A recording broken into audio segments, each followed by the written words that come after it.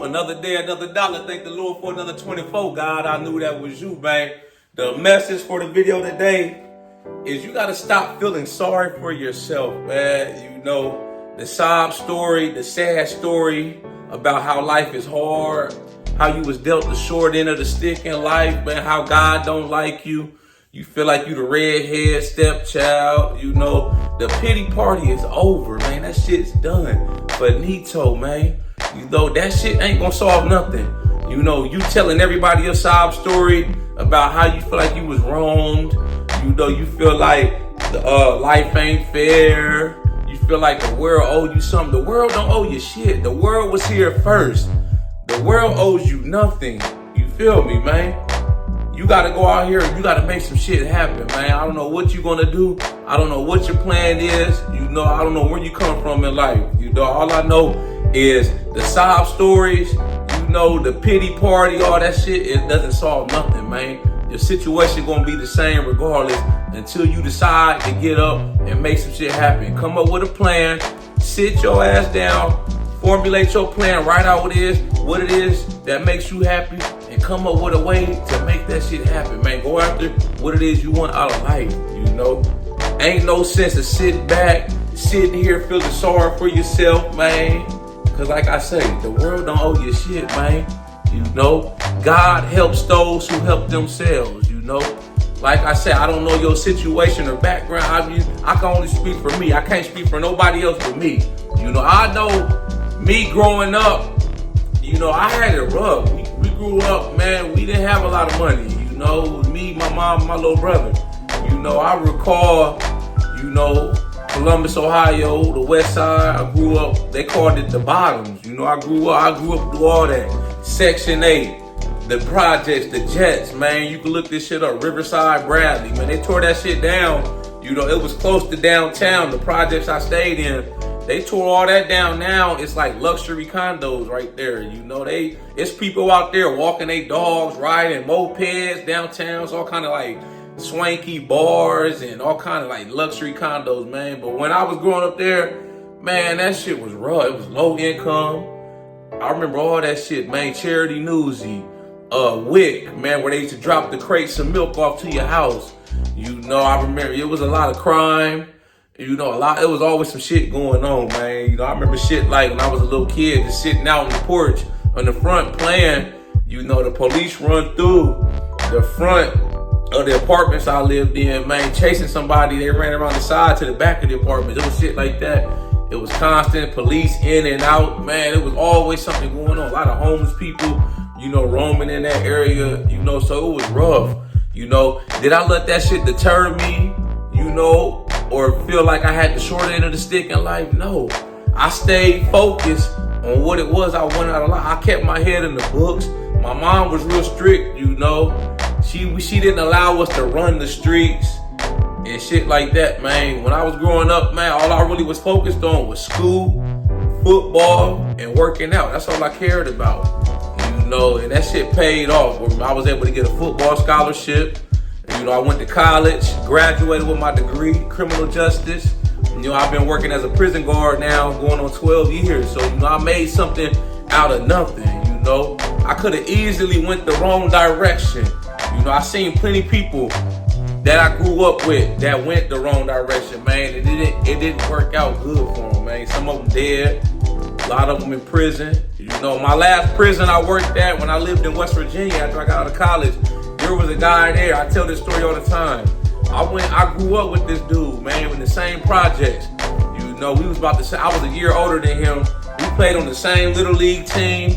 We went to the same Boys and Girls Club, the West Side Boys and Girls Club. You could walk from the apartments we stayed at. You can get to the Boys Club in about 10 minutes. So we stayed there a lot. You know, my mom, she moved us out them apartments to some other apartments when I was probably about 11 or 12. So I lost touch with them. I hadn't seen them from 11 all the way up. So I was working at prison from 2013 to 2015 before I transferred to the prison I'm at now in North Carolina. And he was there. You know, I pulled up on him one day. I was working that unit. He was locked up. And I pulled up on him, you know, he remembered me. And I was like, yo, what you doing in here, man? What's up? he was like, oh man, I was out there robbing banks. He was out there robbing banks, man. They gave him 15 years. 15 years robbing banks, man. He was a year younger than me, man. You know, we grew up in the same neighborhood. I remember him to this day. Played on the same little league team, grew up the same projects, all that, man. I remember, I never forgot. You know, so as soon as I seen him, I record, I was like, that's what's like, wow. You know, I pulled out, yo, what you doing in here, man? This shit was crazy to me, because that could have easily been me, man. And the unfortunate situation about it, man, is that he got out, right? And he ended up getting killed. You know, I don't know what he was doing. I don't know if he went back into whatever he was doing, but he ended up getting shot and killed. You know, my mom had hit me up, and she was like, you remember such and such, man, when we lived over on the west side? And I was like, yeah, I remember I told you that he was at the prison I was working at. And she's like, yeah, he got killed and whatnot. And I was like, wow. I looked the shit up, man. Sure enough, man, he said he had died, man, suffered gunshot wounds in the car, you know. So that shit really stuck out to me, because I was like, damn, that could have easily been me. I could have easily been out there running the streets with him, you know, with that crew or whoever he was with, man. That could have easily been me. You know, life is all about the choices you make. You know, no matter what you say or what happens, it's all about the choices you make. The choices you make now, today, no matter what your circumstances are, your situation is going to dictate where you go in life. It's going to dictate whether you doing good in life or whether you doing bad. It's all about choices, you know. I was in the same exact predicament, you know. Now look at me, you know. I could have went the route he went and possibly ended up dead or in prison, or I could have went this route, man. I'm on the other side of the fence, man, you know, and I do pretty well for myself. You know, I'm not rich or nothing by no means, but I'm working at the prison, been a prison guard for 12 years. It's allowed me, you know, to do a lot of things that my mom couldn't do for me or provide for me when we were kids growing up, man. And she did her best. She worked 2 or 3 jobs and she had to, man, to make sure we had a roof over our head, food in the fridge. You know, she was gone a lot during the night. I could have easily been out, going and sneaking out, running the street. I chose not to, man. You know, I'm thankful for the decisions I made. I stayed focused. I kept my head in the book. I stayed out of trouble.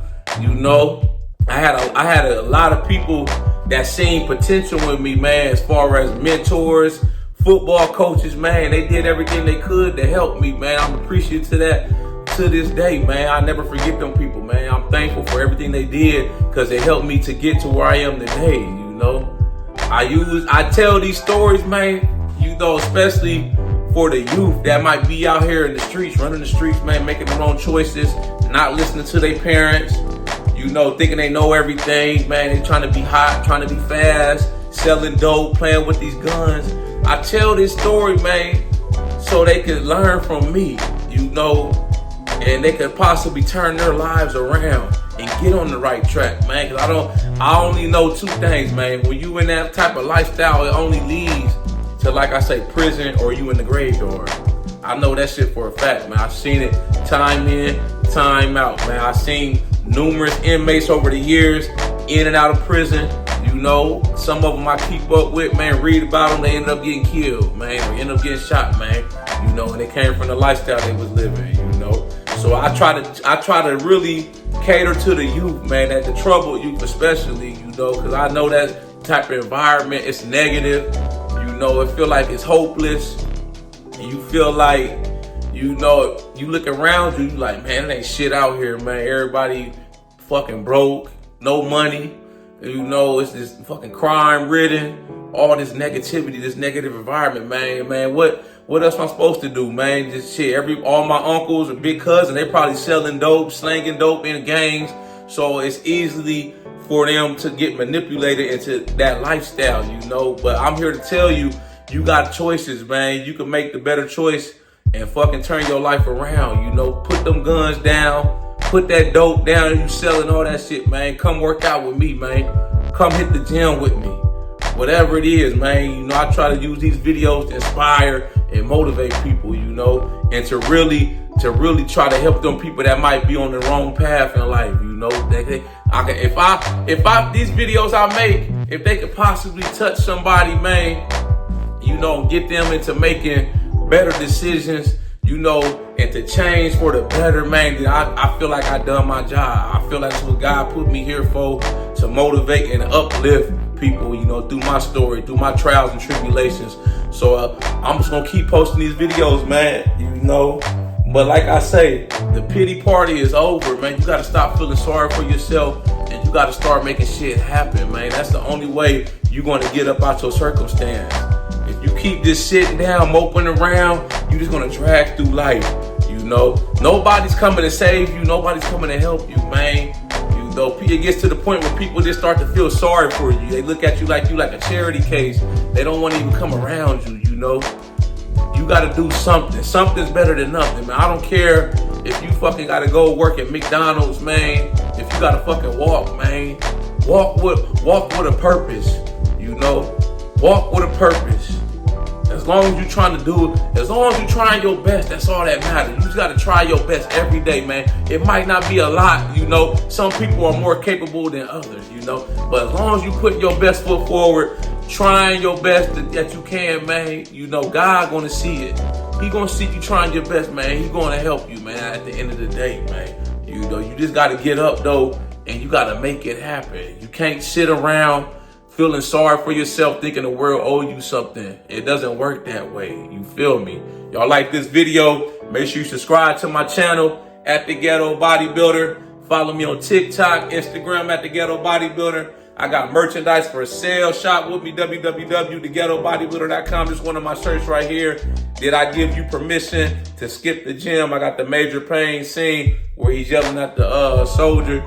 You know, one of the cadets, man, in the movie. I got a lot of different hoodies, t-shirts with catchy little quotes, captions, fitness, motivational, inspirational, you know, to inspire and uplift people, man. So check my website out, www.theghettobodybuilder.com, man.